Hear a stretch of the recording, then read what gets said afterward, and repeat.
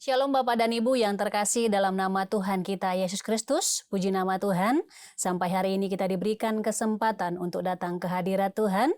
Mari sama-sama kita mempersiapkan hati dan pikiran kita untuk memuji memuliakan nama Tuhan. Sebelum kita memulai ibadah kita pada hari ini, mari sama-sama kita menundukkan kepala, bersaat teduh sejenak di hadapan Tuhan. Saat teduh dimulai.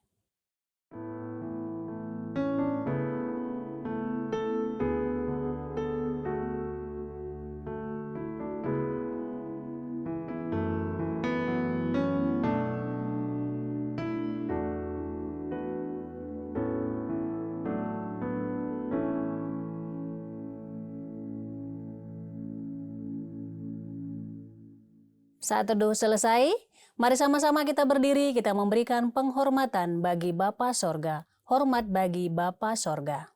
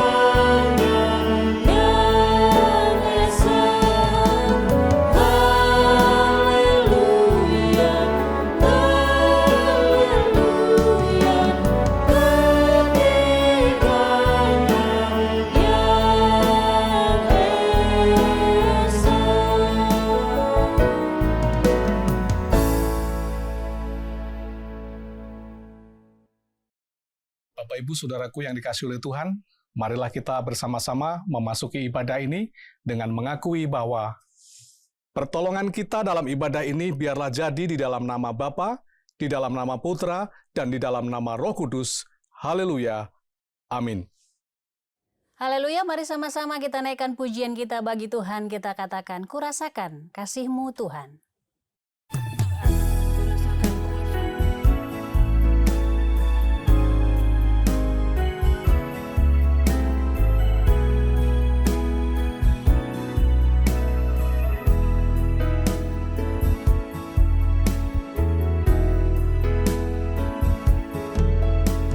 Rasakan kasih-Mu Tuhan,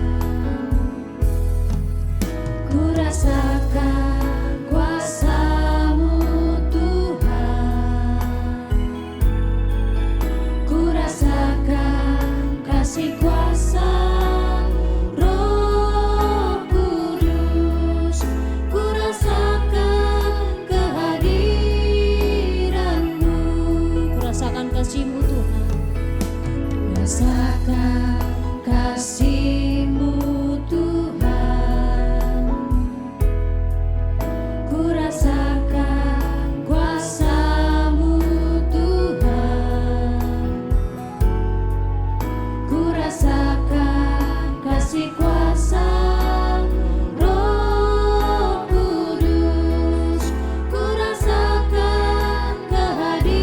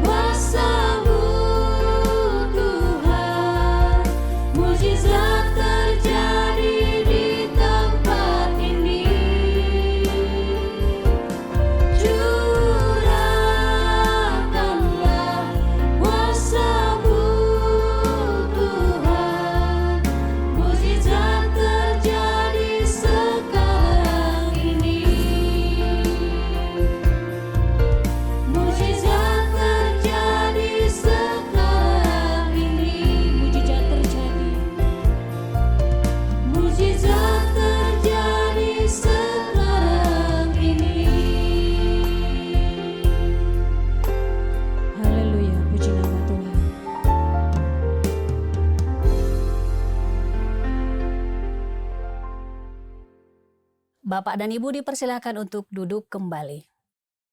Bapak Ibu Saudaraku yang dikasihi oleh Tuhan, sebelum kita lebih jauh memasuki jalannya ibadah ini, marilah kita bersama-sama datang kepada Tuhan untuk mengakui segala dosa kita supaya kita dilayakkan mengikuti seluruh rangkaian ibadah hari ini. Mari kita berdoa. Bapa kami yang bertata di dalam kerajaan surga, kami mengucap syukur kepadamu ya Tuhan, oleh anugerah-Mu hari ini kami memenuhi undangan Tuhan, datang bersama-sama dengan keluarga kami untuk mengikuti seluruh rangkaian ibadah ini. Namun sebelum kami mengambil bagian dalam seluruh rangkaian ibadah ini, kiranya Tuhan berkenan menyatakan belas kasih-Nya, mengampuni segala dosa, kesalahan, dan pelanggaran kami. Baik dosa-dosa yang kami perbuat secara kesadaran kami, maupun dosa-dosa yang diakibatkan oleh pelanggaran-pelanggaran, bahkan oleh nenek moyang kami di masa silam. Kiranya Tuhan berkenan mengampuni semuanya itu, sehingga kami dilayakkan pada hari ini untuk mendapatkan berkat dan anugerah, yaitu pengampunan dosa dari Tuhan. Terima kasih Tuhan, terima kasih.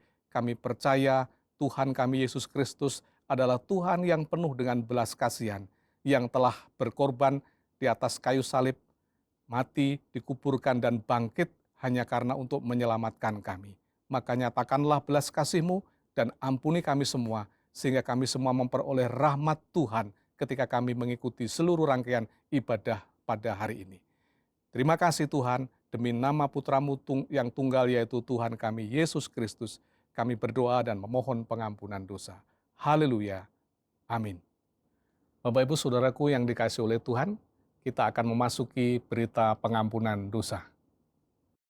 Sebagaimana firman Tuhan mengatakan, dosaku kuberitahukan kepadamu, dan kesalahanku tidaklah kusembunyikan.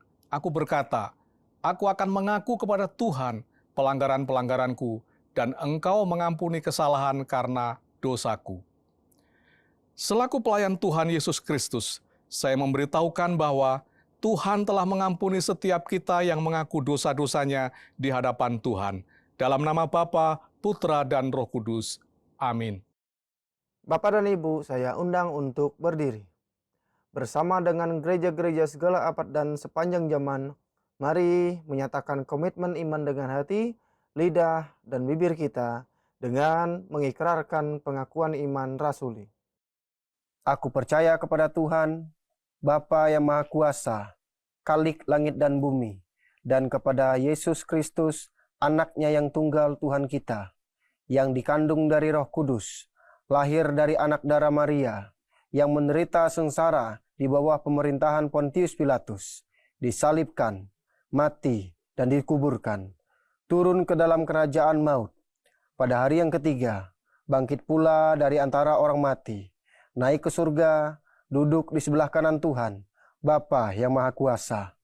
Dan dari sana Ia akan datang untuk menghakimi orang yang hidup dan yang mati. Aku percaya kepada Roh Kudus, gereja yang kudus dan am, persekutuan orang kudus, pengampunan dosa, kebangkitan tubuh, dan hidup yang kekal. Amin. Bapak dan Ibu dipersilakan untuk duduk kembali. Puji nama Tuhan, mari sama-sama kita terus bersorak-sorai bagi nama Tuhan. Kita naikkan pujian baginya, kita katakan, there is power in the blood.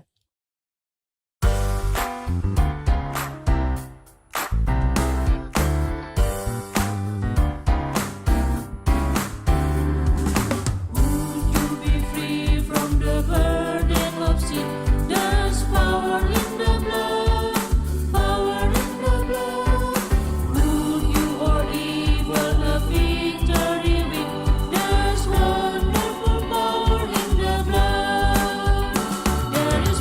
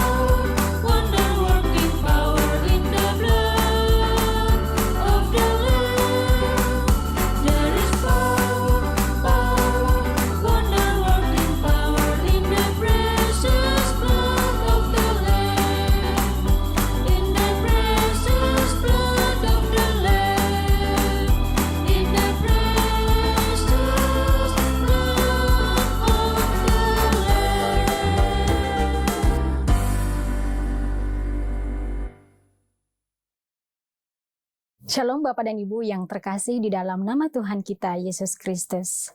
Saya mengundang untuk berdiri. Saya akan membawakan Mazmur Tuhan yang diambil dari nomor 1, ayat 1 sampai dengan 6.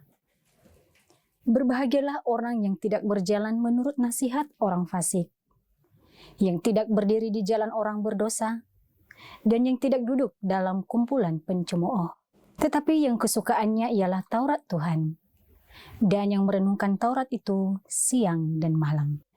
Ia seperti pohon yang ditanam di tepi aliran air, yang menghasilkan buahnya pada musimnya, dan yang tidak layu daunnya. Apa saja yang diperbuatnya berhasil. Bukan demikian orang fasik. Mereka seperti sekam yang ditiupkan angin. Sebab itu, orang fasik tidak akan tahan dalam penghakiman. Begitu pula orang berdosa dalam perkumpulan orang benar. Sebab Tuhan mengenal jalan orang benar, tetapi jalan orang fasik menuju kebinasaan. Demikianlah Mazmur Tuhan. Haleluya. Amin. Bapak dan Ibu dipersilakan untuk duduk kembali. Puji nama Tuhan, tiba saatnya kita akan mendengarkan kebenaran firman Tuhan yang akan disampaikan oleh abdinya. Sebelumnya mari sama-sama kita naikkan pujian bagi Tuhan, kita katakan dekat padanya. Tuhan berkat-Ku yang baka melebihi jiwaku, sepanjang jalan hidupku ku mau jalan ikut Dia.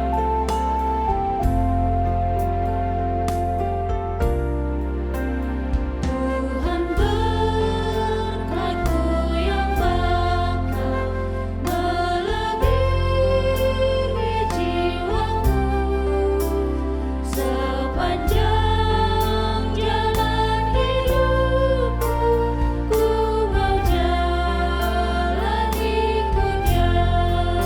Ku dekat padanya, ku dekat padanya, sepanjang jalan hidupku ku mau jalan ikut Dia. Ku tak ingin nikmat dunia disanjung dan dihormat. Ku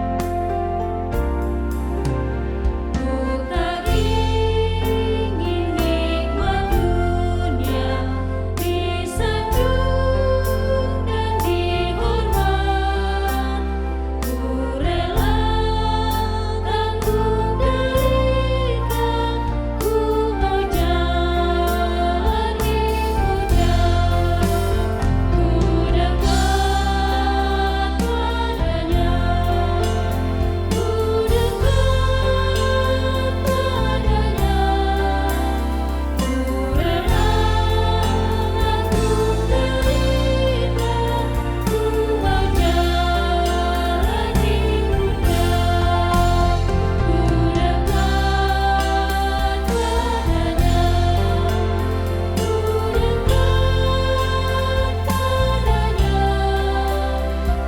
derita,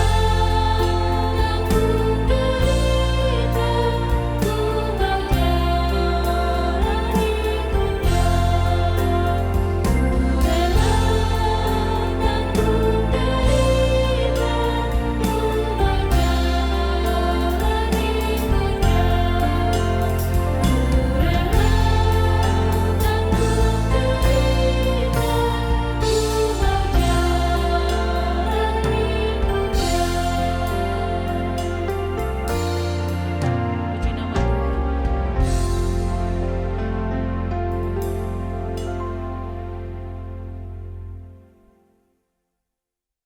Shalom Bapak dan Ibu yang terkasih dalam nama Tuhan kita Yesus Kristus, saya mengundang untuk berdiri. Saya akan membacakan firman Tuhan yang diambil dari Wahyu pasal 2 ayat 10. Jangan takut terhadap apa yang harus engkau derita. Sesungguhnya iblis akan melemparkan beberapa orang dari antaramu ke dalam penjara, supaya kamu dicobai dan kamu akan beroleh kesusahan selama 10 hari. Hendaklah engkau setia sampai mati, dan aku akan mengaruniakan kepadamu mahkota kehidupan. Demikianlah firman Tuhan. Haleluya. Amin. Bapak dan Ibu dipersilahkan untuk duduk kembali. Shalom Bapak Ibu yang kekasih. Saat ini kita akan merenungkan pembacaan kitab suci yang telah kita baca bersama. Tapi sebelumnya mari kita tunduk kepala, kita berdoa.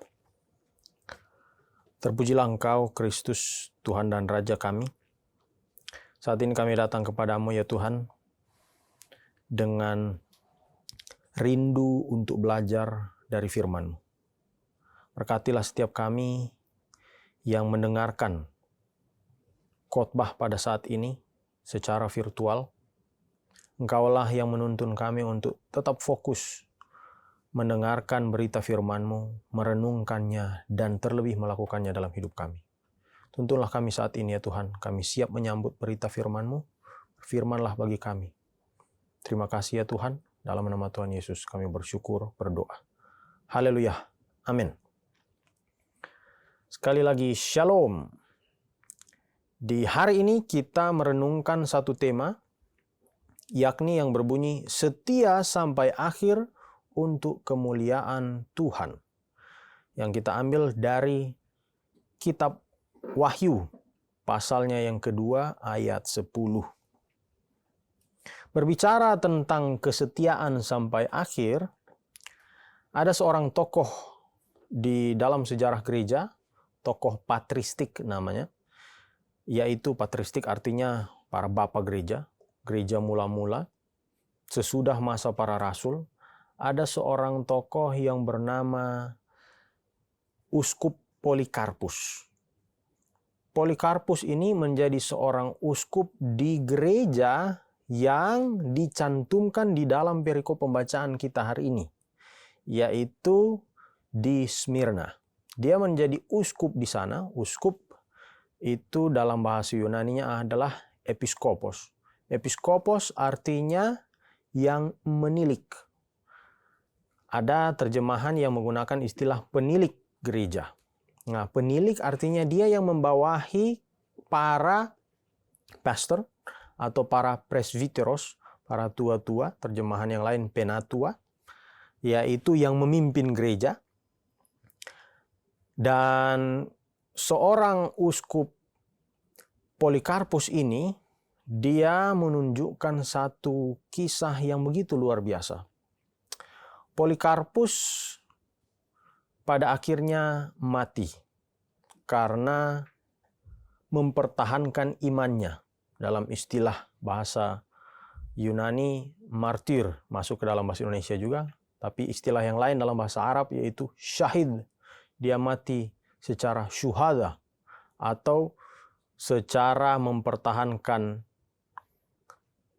imannya kepada Tuhan.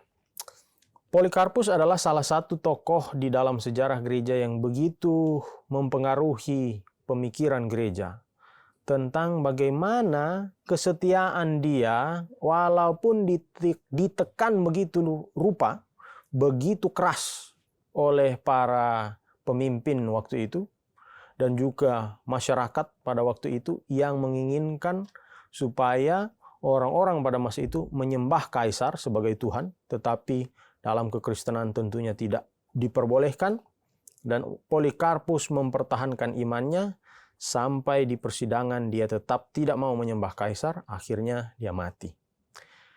Kita lihat ada kesulitan tentunya untuk tetap setia sampai akhir, untuk tetap berada di jalur di mana kita berkomitmen terhadap sesuatu yang kita pertahankan, terutama terkait dengan iman. Contoh selain dari Polikarpus tentunya menjadi contoh utama dalam mempertahankan keyakinan dan mempertahankan misi utama, yaitu Kristus sendiri. Kita belajar dari Tuhan Yesus yang setia sampai akhirnya. Walaupun hidup sulit, lahir di kandang, hidup dihina, mati dihujat, tapi misi inilah yang membawa kepada kemuliaan. Tanpa kehidupan Kristus tentunya kekristenan tidak ada. Dan itulah yang menjadi tonggak dari iman Kristen. Nah, menariknya, bagaimana kita mempertahankan iman ini juga, kita bisa baca di dalam pembacaan teks kita hari ini, yaitu di kitab Wahyu pasalnya yang kedua.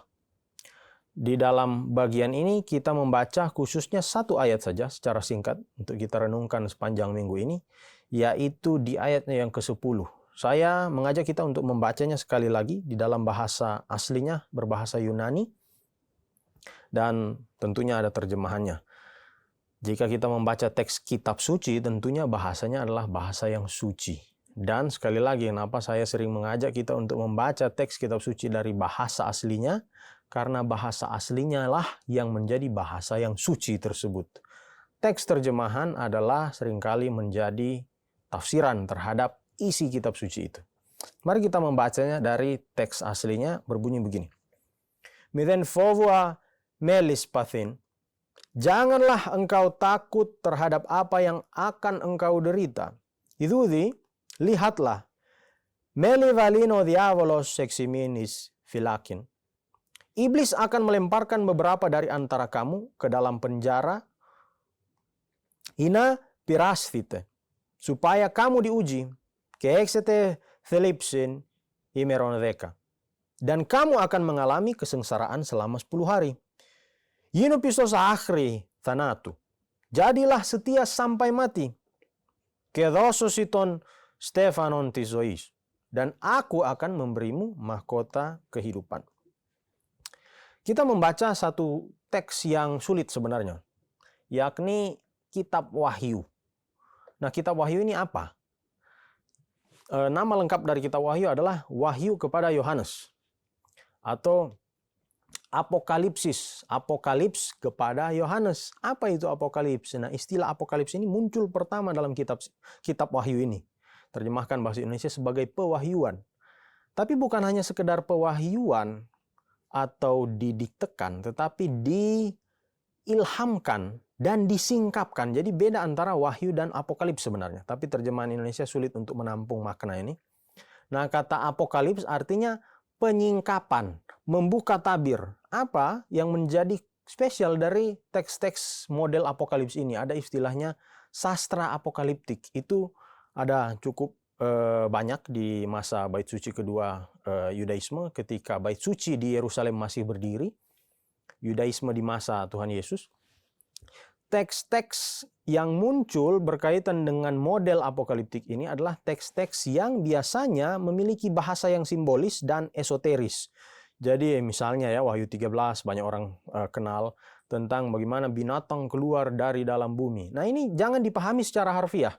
Sekali lagi, Wahyu tidak untuk dipahami secara harfiah, atau teks apokaliptik tidak untuk dipahami secara harfiah, tetapi untuk dipahami bagaimana simbol itu menyatakan keadaan pada waktu itu dengan gaya bahasa dari sastra yang khusus ini. Ada kitab Daniel pasal 7-12, ada kitab Henokh yang tidak masuk di dalam teks kanon kita atau menjadi bagian dalam kitab suci. Ada kitab kitab-kitab apokaliptik yang lain, dan gaya-gaya bahasa model apokaliptik berbentuk simbolis, ada dualisme, ada esoteris. Ini cukup panjang lah kita bahas model sastra ini. Nah, di kitab Wahyu sendiri ini adalah model apokaliptik yang dikhususkan kepada orang Kristen mula-mula. Tujuannya adalah penggunanya adalah orang Kristen mula-mula yang mengalami permasalahan. Ada 7 gereja yang menjadi pembaca atau sasaran atau alamat di mana teks ini dituliskan. Salah satu di antaranya adalah bagian yang kita baca ini. Dalam pasal 2 ada 2 gereja, tapi di bagian terakhir pasal 2, ini kita baca di ayat 8-17 itu untuk khususnya satu gereja di Smyrna, yakni di mana gereja-gerejanya ini mengalami tekanan terhadap bagaimana mereka harus tunduk kepada otoritas Kaisar Romawi yang digambarkan sebagai sesuatu yang jahat dan bahkan digambarkan sebagai diavolos. Diavolos terjemahan bahasa Arabnya masuk ke bahasa Indonesia menjadi iblis. Iblis dari kata diablos. Jadi iblis, diablos dari akar kata yang sama. Nah, ini menggambarkan sebagai satu kekuatan asing yang berusaha menghancurkan gereja, termanifestasi kepada orang-orang pada masa itu. Nah, ada penolakan terhadap orang Kristen berkaitan dengan orang Kristen yang menolak kultus untuk menuhankan kaisar, maka ada persekusi, ada tekanan, ada kehancuran yang menjadi ancaman kepada orang Kristen. Karena itulah teks ini sebenarnya mengajak untuk setia walaupun ada tekanan. Nah, itu sebenarnya yang menjadi latar belakang dari kitab Wahyu dan khususnya perikop yang kita baca. Kita mari berefleksi dari ayatnya yang ke-10, khususnya ayatnya yang ke-10. Mari kita baca di bagiannya yang pertama yang berbunyi begini. Miten fovo amelis pathin. Janganlah engkau takut terhadap apa yang akan engkau derita. Jadi penulis teks Wahyu ini menuliskan kepada para pembacanya untuk menguatkan mereka. Jangan takut walaupun ada ancaman, ada tekanan. Bahkan Polikarpus juga termasuk di gereja itu yang menjadi uskup, menjadi penilik. Dikatakan jangan takut kepada orang-orang di gereja ini dari penulis teks ini. Jangan takut, jangan takut. Istilah jangan takut yang muncul dalam kitab suci cukup banyak. Ada ratusan kata jangan takut baik dalam bahasa Ibrani maupun bahasa Yunani. Me fovi, mi fovu, dan juga altira bahasa Ibrani. Bahasa Yunani di bagian teks ini miden fovu. Jangan takut. Artinya apapun permasalahan kita, jangan takut. Ini tidak boleh menjadi sumber kehidupan, bahkan yang mendorong kehidupan. Artinya apa? Ketika orang merasa takut, tertekan, hilang sukacita. Saya pernah merasa ada tekanan karena masalah psikologis. Ada trauma terhadap apa yang pernah saya alami. Singkat cerita, beberapa kali saya mengalami trauma dalam kehidupan. Pernah waktu sekolah dulu, masih sekitaran kelas 2 SMP, umur 14 tahun. Saya pernah mengalami peristiwa tenggelam, hampir mati gara-gara tenggelam dan sudah tidak bisa bernapas ya, kemudian diselamatkan. Ada ketakutan dari kata fobia. Fobia dalam bahasa Yunani masuk ke dalam bahasa Inggris, bahasa Indonesia, fobia. Ada ketakutan. Setelah saya mengalami peristiwa yang tidak mengenakan itu dan bahkan traumatis itu, mau lihat air beberapa tahun sesudah peristiwa itu, takut. Tidak tahu kenapa. Bahkan pemicunya, kok menjadi teringat. Padahal kadangkala tidak teringat lagi peristiwa itu. Kemudian pernah terjadi ketika ada anggota keluarga yang meninggal. Di tahun 2015-2016 pada masa itu, orang tua saya, oma opa saya, tiba-tiba meninggal. Dan di masa itu memberikan sangat bekas yang begitu sakit. Karena mereka meninggal tiba-tiba, walaupun sebenarnya mereka sudah tua. Tetapi ada ekspektasi yang tidak terduga ketika ada peristiwa ini. Saya harus menghadapi kematian yang tiba-tiba. Bayangkan saja orang-orang yang dekat dengan saya, 2 orang dekat dengan saya, tiba-tiba hilang begitu saja dan tidak bisa kita komunikasi lagi. Sudah berada di tempat yang lain dan bahkan sudah tidak ada sama sekali. Orang itu sudah kembali. Terjadi yang namanya PTSD, Post Traumatic Stress Disorder.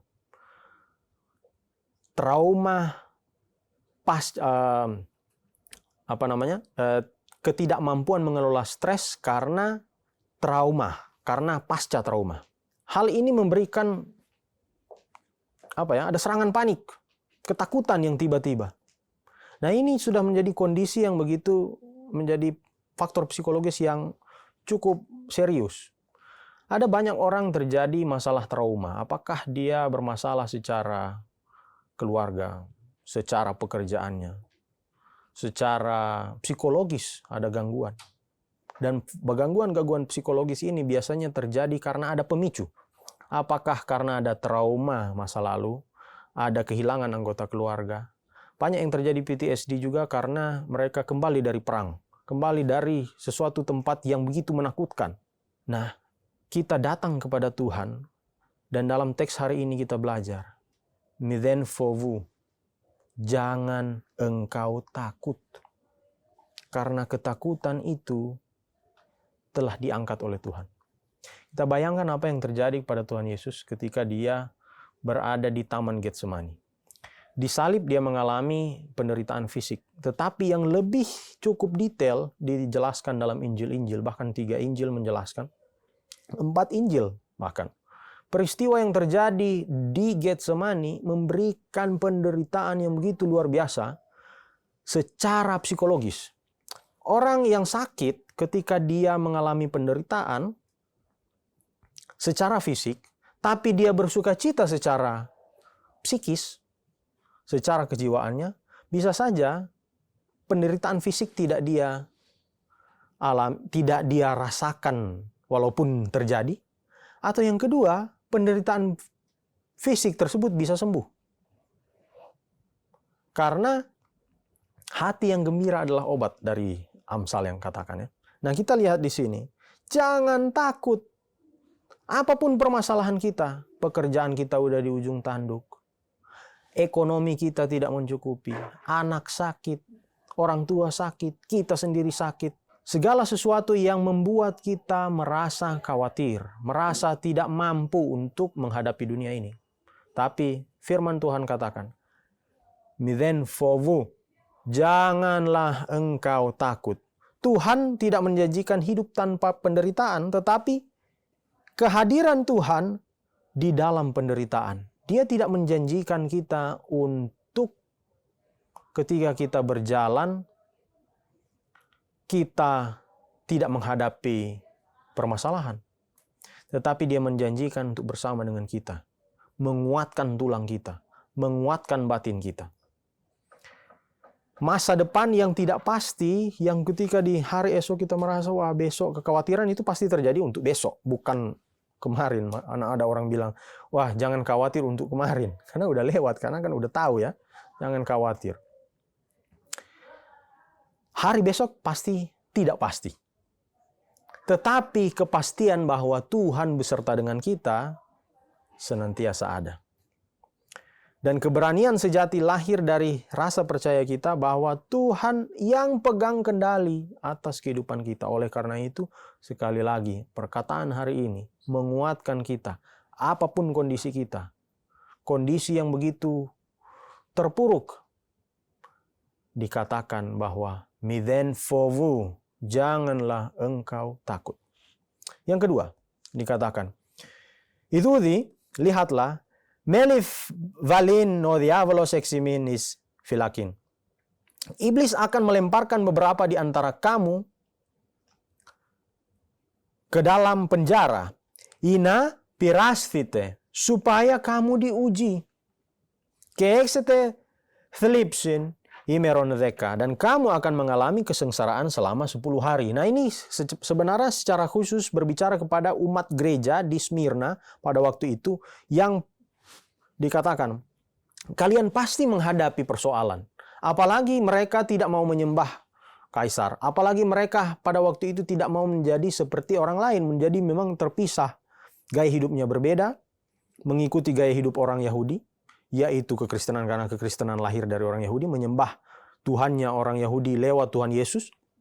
Dan menjadi sangat berbeda di tengah masyarakat Yunani pada waktu itu yang politeis, paganis. Mereka diperhadapkan dengan persoalan bahwa mereka akan dimasukkan dalam penjara. Bahkan terjadi juga kepada Polikarpus, bahkan mati. Nah, bayangkan saja dikatakan kamu pasti akan mengalami kesengsaraan. Iblis dikatakan sebagai orang-orang ini termanifestasi dengan kekuasaan yang jahat, yakni para pemimpin pada waktu itu. Bayangkan kelompok kecil menghadapi kelompok raksasa, yaitu para pemimpin politis. Sudah mikrominoritas menghadapi masyarakat yang sulit. Banyak di antara kita juga yang mengalami kesulitan ini sebagai minoritas di daerahnya. Sekali lagi dikatakan jangan takut, tapi tujuannya ini apa? Yaitu dikatakan ina pirasthite. Ina pirasthite, supaya kalian diuji. Supaya kalian diuji. Nah, di sini penderitaan yang dialami oleh umat gereja di Smyrna memberikan realitas tekanan sosial, ekonomi, dan politik yang dialami karena iman mereka. Dan ada ujian yang dipahami sebagai konsekuensi nyata dari konflik antara kesetiaan kepada Tuhan, kesetiaan kepada Kristus, dan tuntutan sistem kekuasaan waktu itu. Kita pun pada saat ini tetap mengalami pergumulan. Tidak ada yang tidak akan mengalami pergumulan. Dikatakan pasti akan dipenjara, pasti akan diuji. Siapapun kita pasti diuji. Tidak ada orang yang sehebat apapun dia yang tidak pernah mengalami ujian. Tidak ada. Pasti mengalami kesulitan. Tuhan tidak janjikan hidup itu mulus. Tetapi Tuhan janjikan bahwa Dia akan tetap bersama dengan kita.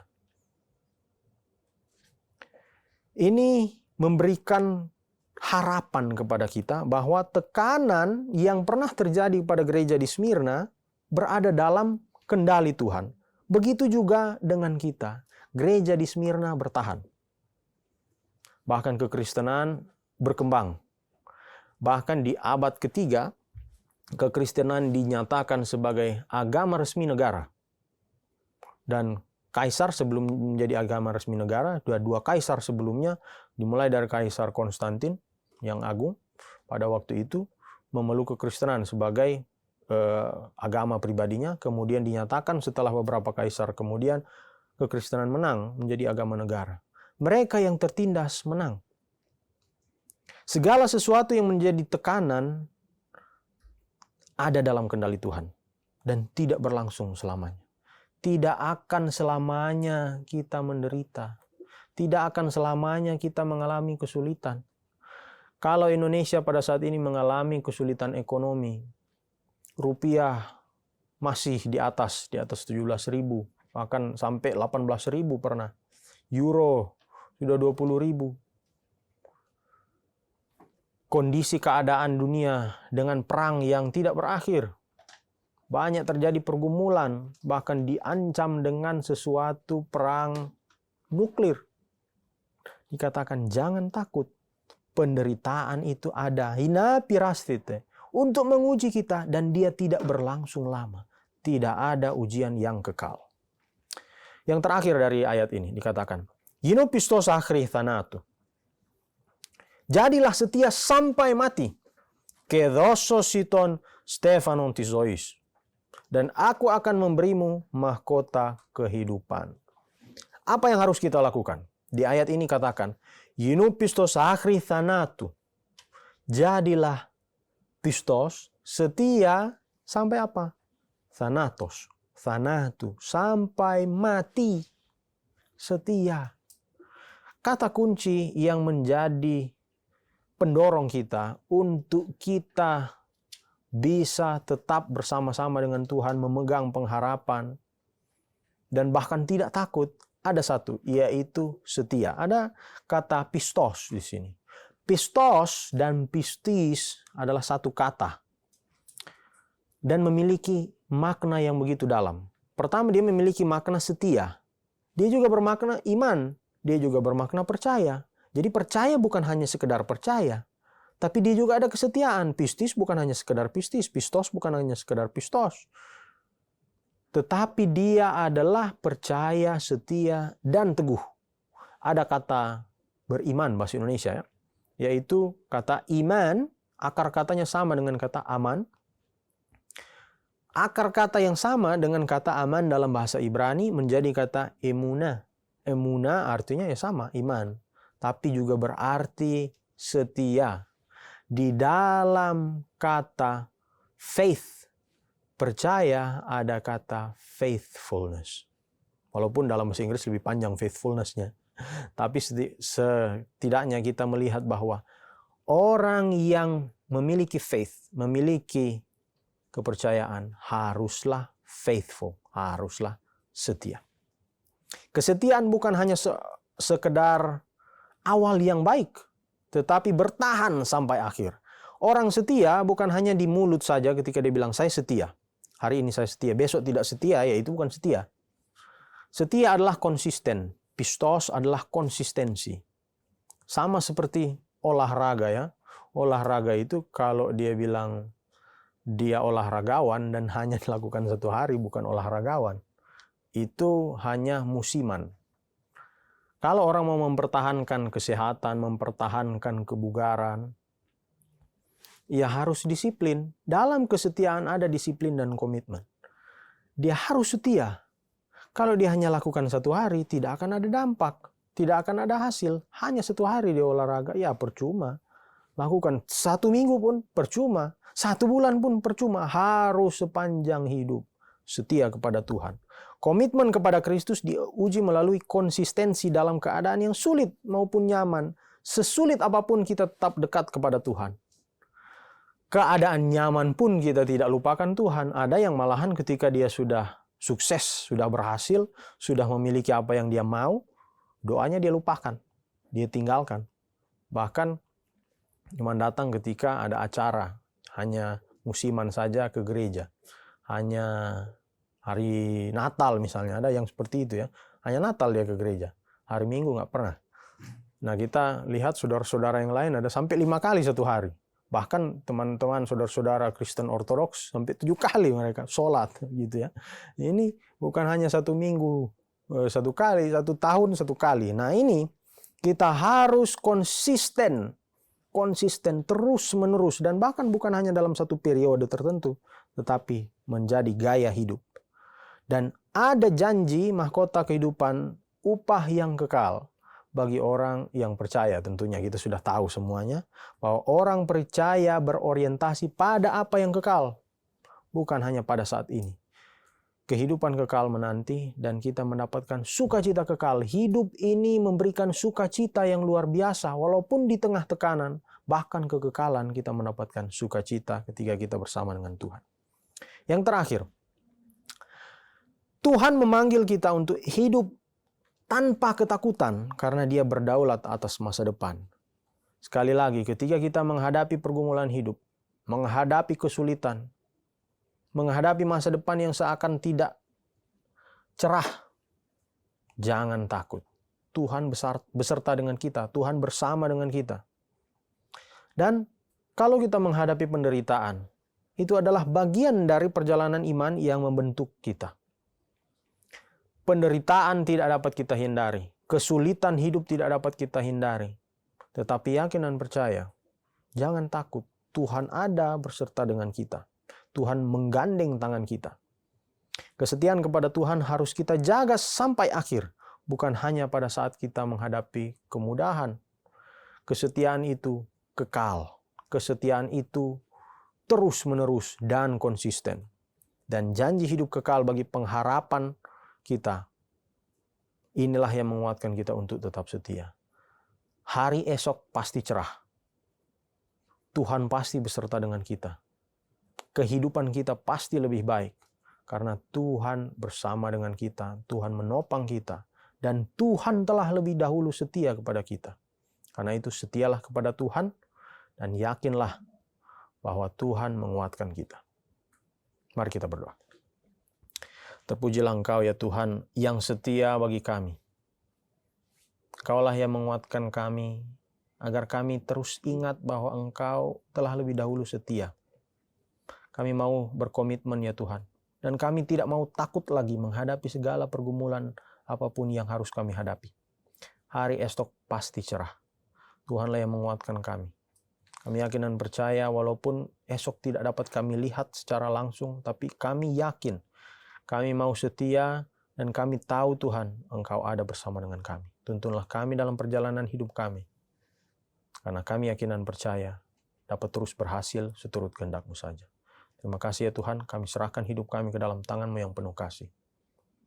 Dalam nama Tuhan Yesus. Haleluya. Amin. Baik Bapak Ibu, kita akan masuk dalam perjamuan kudus pada hari ini. Namun izinkan saya untuk membacakan makna dan juga penetapan perjamuan kudus bagi kita semuanya. Penetapan perjamuan kudus. Saudara-saudara anggota tubuh Kristus, setiap kali kita mengambil bagian dalam perjamuan kudus, hendaklah kita ketahui bahwa perjamuan kudus adalah perintah Tuhan sendiri, sebagaimana tertulis dalam 1 Korintus pasal 11 ayat 23 sampai dengan 26. Demikian firman Tuhan. Sebab apa yang telah kuteruskan kepadamu, telah aku terima dari Tuhan, yaitu bahwa Tuhan Yesus pada malam waktu ia diserahkan, mengambil roti, sesudah itu ia mengucap syukur atasnya, ia memecah-mecahkannya dan berkata, inilah tubuhku yang diserahkan bagi kamu, perbuatlah ini sebagai peringatan akan aku. Demikian juga ia mengambil cawan sesudah makan, lalu berkata, cawan ini adalah perjanjian baru yang dimeteraikan oleh darahku. Perbuatlah ini setiap kali kamu minumnya, menjadi peringatan akan aku. Sebab setiap kali kamu makan roti ini dan minum cawan ini, kamu memberitakan kematian Tuhan sampai ia datang. Makna perjamuan kudus. Saudara-saudara anggota tubuh Kristus, setiap kali kita makan roti dan minum air anggur pada perjamuan kudus, kita menerima itu selaku tanda dan meterai dari kasih setia Kristus kepada kita. Kita mendapatkan kepastian di dalam iman bahwa ia telah menyerahkan tubuhnya dipaku pada kayu salib dan menumpahkan darahnya supaya jiwa kita yang lapar dan dahaga dikenyangkan dan disegarkan akan memperoleh hidup yang kekal. Tuhan Yesus telah mendapat luka-luka oleh sebab kesalahan kita. Ia telah dihancurkan oleh sebab kejahatan kita. Oleh bilur-bilurnya maka kita sembuh. Ia telah disiksa agar kita terlepas dari penderitaan. Ia telah terkutuk supaya kita terlepas dari laknat Tuhan. Ia telah direndahkan supaya kita ditinggikan. Dan ia telah ditinggalkan supaya kita tidak pernah ditinggalkan dan memperoleh hidup yang kekal. Baik Bapak Ibu, saya berikan waktu 1-2 menit untuk kita menghadap Tuhan di dalam doa. Mari kita berdoa. Bapa di surga, terima kasih untuk anugerah cinta kasih-Mu bagi kami pada hari ini. Engkau mengizinkan kami untuk mengambil bagian di dalam perjamuan kudus ini. Kami yang tidak pantas dan tidak layak, tetapi karena belas kasihan anugerah, Engkau mengundang kami untuk mengambil bagian di dalam perjamuan kudus ini. Roti dan anggur yang melambangkan tubuh dan darah menyatu dengan diri kami. Biarlah itu menandakan bahwa Tuhan tidak pernah terpisahkan dengan kami. Kasih-Mu nyata di dalam kehidupan kami. Terima kasih Bapa. Tolong kami, kuatkan kami, ampuni kami, layakkan kami di dalam mengikuti perjamuan kudus pada hari ini. Demi Kristus Yesus, Tuhan dan Juru Selamat kami, satu-satunya, kami berdoa dan mengucap syukur. Haleluya. Amin. Baik Bapak Ibu, perjamuan kudus hari ini hanya diperuntukkan bagi mereka yang telah mengaku percaya dan mengikuti CD baru yang diizinkan untuk mengambil bagian dalam perjamuan kudus ini. Roti dan anggur ada di hadapan kita, tetapi kiranya mata hati kita tidak tertuju kepada roti dan anggur yang ada, melainkan fokuskan kepada Tuhan kita, Yesus Kristus.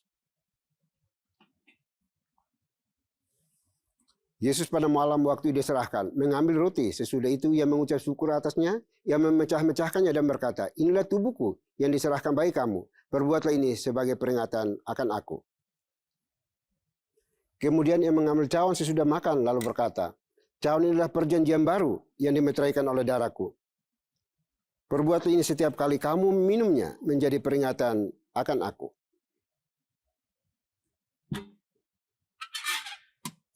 Mari kita berdoa. Bapa di surga, terima kasih untuk kesempatan hari ini. Tuhan izinkan kami untuk mengambil bagian di dalam perjamuan kudus ini. Kami manusia hina yang tidak layak dan tidak pantas. Tetapi hanya oleh karena anugerah kasih setiamu, kami dilayakkan untuk mengambil bagian di dalam perjamuan kudus ini.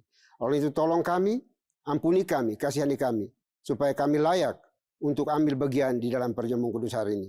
Kami diingatkan bahwa Engkau telah mati di dalam dunia ini, menderita, digantung di atas kayu salib untuk menebus dosa-dosa kami dan menjamin hidup kekal bagi kami yang percaya kepadamu. Terima kasih Bapa, ini doa syukur kami. Demi Kristus Yesus, Tuhan dan Juru Selamat kami satu-satunya, kami berdoa dan mengucap syukur. Haleluya. Amin. Sambil roti dan anggur dipersiapkan, mari sama-sama kita naikkan pujian baginya, kita katakan salibnya, salibnya.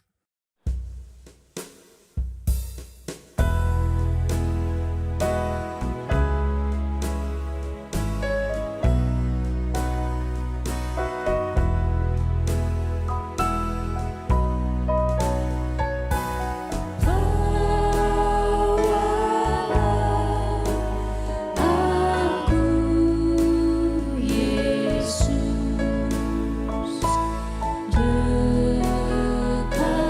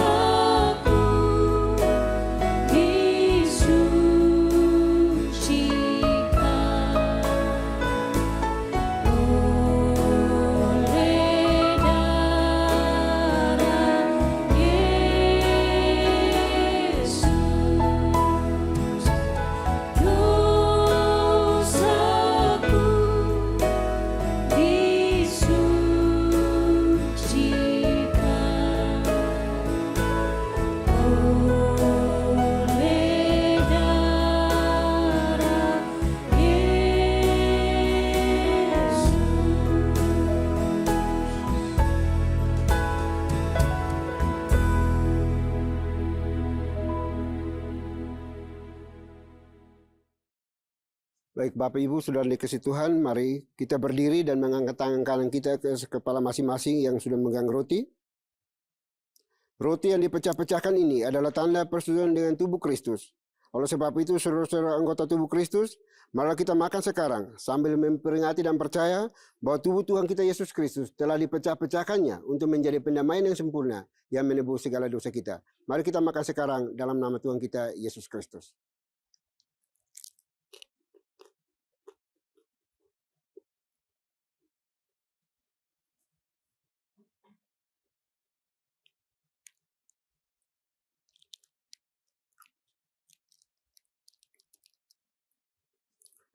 Kembali kita mengangkat tangan kanan kita ke kepala masing-masing yang sudah memegang anggur.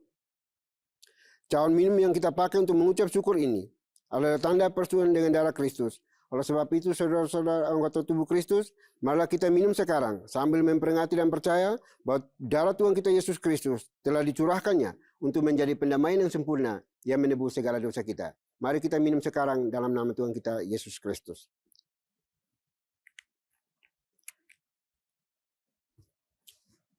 Mari kita berdoa. Bapa di surga, Bapa yang kami sembah, kami kenal di dalam Kristus Yesus Tuhan kami. Terima kasih untuk kesempatan hari ini. Kami diundang untuk mengambil bagian di dalam perjamuan kudus ini. Roti dan anggur yang melambangkan tubuh dan darah telah menyatu dengan diri kami masing-masing. Oleh kami percaya dan beriman bahwa tidak ada kekuatan kuasa apapun juga yang sanggup dan mampu untuk memisahkan kami dari kasih setia Tuhan bagi kami. Oleh kami berdoa, Tuhan tolong kami. Kuatkan iman kami, teguhkan iman kami, supaya kami terus berharap dan percaya bahwa Engkau Tuhan satu-satunya juru selamat di dalam kehidupan kami, pribadi lepas pribadi. Terima kasih Bapa. Ini doa syukur kami. Di dalam Kristus Yesus, Tuhan dan juru selamat kami satu-satunya. Kami berdoa dan mengucap syukur. Haleluya. Amin. Terpujilah nama Tuhan, pada hari ini kita diberikan kesempatan untuk memberikan persembahan kepada Tuhan. Persembahan dapat diberikan melalui nomor rekening atau QR yang tertera di layar atas nama Gereja Presbyterian Evangelikal Indonesia. Sama-sama kita naikkan pujian bagi Tuhan, kita katakan, bawa persembahanmu.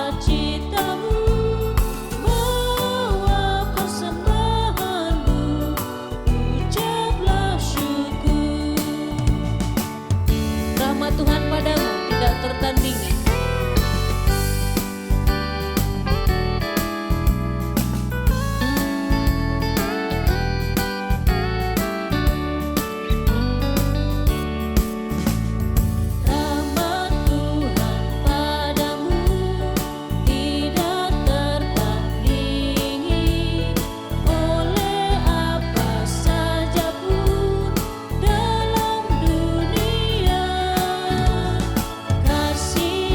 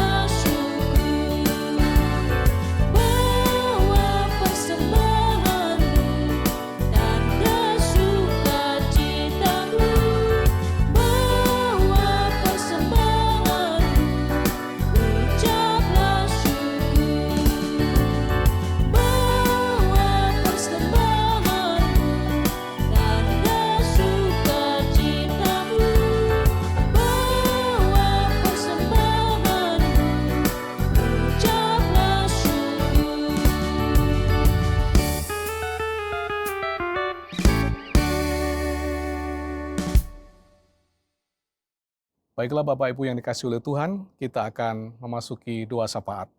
Doa syafaat akan diakhiri dengan doa Bapa kami. Ketika kita berdoa Bapa kami, Bapak dan Ibu dimohon untuk berdiri. Mari kita berdoa. Bapa kami yang bertata dalam kerajaan surga, kami mengucap syukur kepadamu ya Tuhan. Tuhan telah mengizinkan kami mengikuti seluruh rangkaian ibadah pada hari ini. Kami terberkati oleh layanan firman Tuhan, sehingga firman Tuhan yang kami dengar pada hari ini dapat menjadi penuntun bagi perjalanan hidup kami di tengah-tengah dunia yang semakin gelap ini. Kiranya firman kebenaran itu tertanam dalam ingatan dan hati kami, dan melaluinya kami memiliki pedoman yang akan memandu arah hidup kami ke depannya. Terima kasih Tuhan, terima kasih untuk firman Tuhan pada hari ini. Kami juga mengucap syukur bahwa melalui ibadah hari ini, kami bisa menikmati persekutuan bersama dengan saudara-saudara seiman kami, yang mana ketika kami berkumpul bersama-sama di dalam rumah Tuhan ini, kami percaya Tuhan telah hadir ada di tengah-tengah kami. Dan itu sebabnya kami datang kepada Tuhan, menaikkan segala pujian syukur, sekaligus menaikkan segala permohonan kami di hadapan Tuhan. Bapa kami yang di sorga, tolonglah setiap umat Tuhan yang hari ini telah datang bersama-sama dengan kami semua yang hadir dalam rumah ibadah ini, agar Tuhan mendengar setiap seru doa permohonan mereka. Kami semua akan datang membawa beban pergumulan hidup kami masing-masing. Maka tolonglah ya Tuhan, setiap keluarga-keluarga yang membawa pergumulan hidup mereka, membawa persoalan hidup mereka, membawa kesulitan hidup mereka. Kiranya Tuhan berkenan menampung, mendengar, dan bahkan memberikan pertolongan yang nyata di dalam kehidupan mereka. Kami percaya bahwa setiap anak-anak-Mu yang hari ini datang dengan membawa beban kesehatan tubuhnya, yang lemah, yang sakit, Tuhan berkenan untuk memberikan kekuatan, memberikan pemulihan, memberikan kesembuhan kepada kami semuanya, sehingga kami boleh merasakan kekuatan dan kuasa Tuhan yang menopang kehidupan kami. Terima kasih Tuhan, terima kasih untuk setiap anak-anak-Mu yang datang dengan membawa pergumulan perekonomian mereka, kesulitan keuangan mereka, bahkan persoalan yang mereka hadapi di tengah-tengah pekerjaan mereka. Tuhan tolong supaya setiap anak-anak Tuhan yang hadir dalam ibadah ini mengalami pertolongan dan mukjizat yang datang dari Tuhan. Setiap anak-Mu yang datang dengan sungguh-sungguh dengan doa dan permohonannya di hadapan Tuhan, maka kiranya Tuhan berkenan mengasihi mereka dan memberikan jalan keluar yang terbaik. Mereka yang datang dengan beban pergumulan terkait dengan relasi hubungan mereka antara suami dan istri, orang tua dan anak, bahkan mertua dengan menantu, saudara sekandung mereka. Tuhan tolonglah Engkau menjadi juru damai yang bisa mendamaikan mereka, yang bisa membuat mereka mengalami pemulihan kembali, sehingga terjadi relasi yang baru yang didasarkan kepada kasih Kristus yang telah mereka alami, yang telah mereka terima melalui ibadah pada hari ini. Terima kasih Tuhan, terima kasih. Berkati umat-Mu yang datang dengan pergumulan terkait dengan masalah pendidikan mereka, masalah sekolah anak-anak mereka. Tuhan tolong yang menyangkut biaya pendidikan Tuhan memberkati, yang menyangkut nilai-nilai akademis di sekolah Tuhan memberkati, sehingga anak-anak umat Tuhan di gereja-Mu ini semuanya memiliki prestasi yang membanggakan semata-mata karena berkat dan pertolongan Tuhan yang luar biasa. Terima kasih Tuhan, terima kasih. Inilah permohonan doa kami, kiranya Tuhan memberkati seluruh umat Tuhan di dalam gereja ini. Tak lupa kami juga mendoakan setiap gereja ini ya Tuhan. Berkati para pemimpin-pemimpin di dalam gereja kami, para gembala-gembala gereja lokal, para penginjil, guru-guru Injil yang telah ditugaskan untuk menjalankan tugas mereka masing-masing. Tuhan juga memberkati dan memakai mereka menjadi alat di tangan Tuhan. Bahkan Tuhan memberkati gereja-gereja di bawah naungan Sinode Gereja Presbyterian Evangelical Indonesia. Semua para pelayan Tuhan, para pastor, para guru Injil, evangelis yang diutus di medan pelayanan yang sulit di daerah-daerah terpencil di berbagai wilayah di negeri ini. Tuhan menjaga dan melindungi mereka, membuat pelayanan mereka semuanya berhasil. Jiwa-jiwa yang tak terlayani dapat dijangkau, mereka diperkenalkan dengan kasih karunia Tuhan, sehingga mereka mengalami pembaharuan dalam hidup mereka, karena Tuhan Yesus Kristus telah diterima menjadi juru selamat dalam kehidupan mereka. Berkati pertumbuhan gereja-gereja di lingkungan Sinode GPI ini ya Tuhan, supaya gereja yang Tuhan telah dirikan ini, gereja yang akan tetap bisa bersinar di tengah-tengah dunia yang gelap ini. Berkati pengurus Sinode pusat kami, bahkan yang ada di daerah-daerah sekalipun. Semua bisa bekerja sama untuk membawa kesejahteraan bagi gereja-gereja Tuhan. Terima kasih Tuhan, terima kasih. Akhirnya kami juga mendoakan untuk bangsa dan negara kami ya Tuhan. Berkatilah pemimpin-pemimpin kami, terutama Bapak Presiden dan Wakilnya, berkati pula kabinet menteri yang menyertai mereka, supaya mereka semua bisa bekerja bersama-sama dalam sinergi yang sama untuk mensejahterakan seluruh rakyat wilayah negara kami Indonesia yang kami cintai ini. Tuhan, hadirkanlah berkat-Mu berlimpah atas bangsa kami. Dijauhkanlah bangsa kami dari bahaya bencana alam yang menakutkan. Dijauhkanlah bangsa kami dari bencana sakit penyakit. Dijauhkanlah bangsa kami dari bencana peperangan. Supaya negara kami tetap aman di tengah-tengah bangsa di dunia ini. Bangsa kami tetap dilindungi dan diberkati oleh Tuhan. Terima kasih Tuhan, terima kasih. Jauhkanlah bangsa kami dari perpecahan, tetapi biarlah kiranya tangan kasih Tuhan yang menjagai bangsa kami tetap utuh dalam kesatuan NKRI ya Tuhan. Tuhan juga kiranya memberkati bangsa kami supaya hidup toleransi antar agama di negeri kami ini tetap terjaga dengan aman. Sehingga kami semua bisa menjalankan tugas kewajiban iman kami bersama-sama untuk bisa beribadah tanpa gangguan dari pihak yang lain. Oh Tuhan, nyatakanlah belas kasih-Mu atas bangsa kami, karena Tuhan telah menaruh dan memilih kami menjadi bagian dari bangsa ini. Supaya kehidupan anak-anak Tuhan di negeri ini tetap bisa menjadi terang yang bisa menyinari di lingkungan sekelilingnya. Terima kasih Tuhan, terima kasih.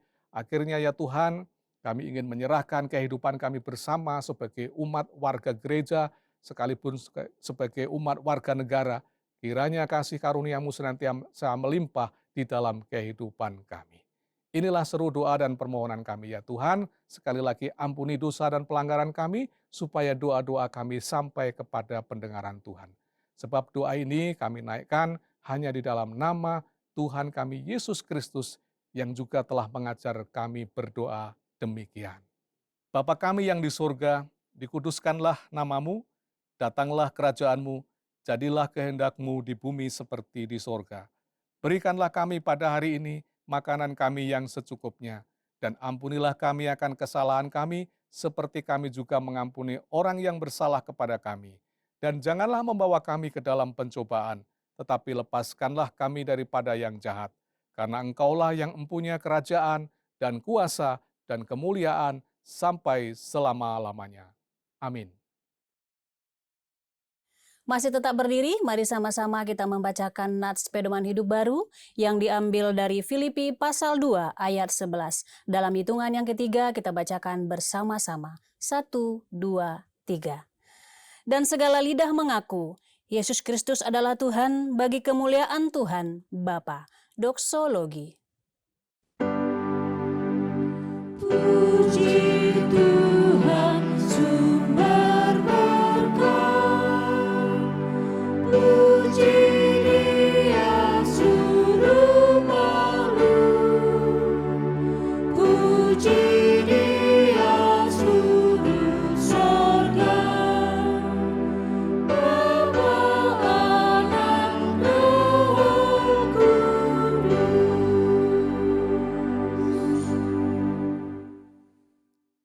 Bapak, Ibu, Saudaraku yang dikasihi oleh Tuhan, kita telah selesai dengan liturgi ibadah kita pada hari ini. Maka sekarang, arahkan hatimu, pandanglah Tuhan dengan iman, dan terimalah berkat Tuhan. Tuhan memberkati engkau dan melindungi engkau. Tuhan menyinari engkau dengan wajah-Nya dan memberi engkau kasih karunia. Tuhan menghadapkan wajah-Nya kepadamu dan memberi engkau damai dan sejahtera dari sekarang sampai selama-lamanya. Amin.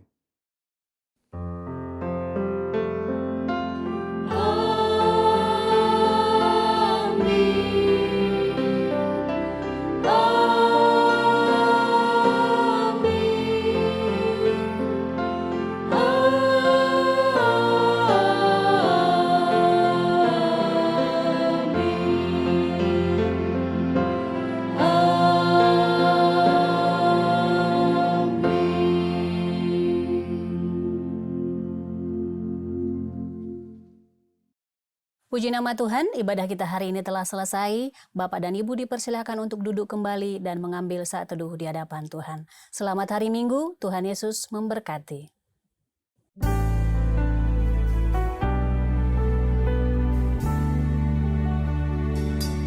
In Christ alone will I glory, though I could pride myself in battles won. For I've been blessed beyond measure, and by His strength alone I overcome. Oh, I could stop and count successes like diamonds in my hands, but those trophies could not equal to the grace by which I stand. In Christ alone I place my trust and find my glory in the power of the cross. In every victory, let it be said of me, my source of strength, my source of hope is Christ alone.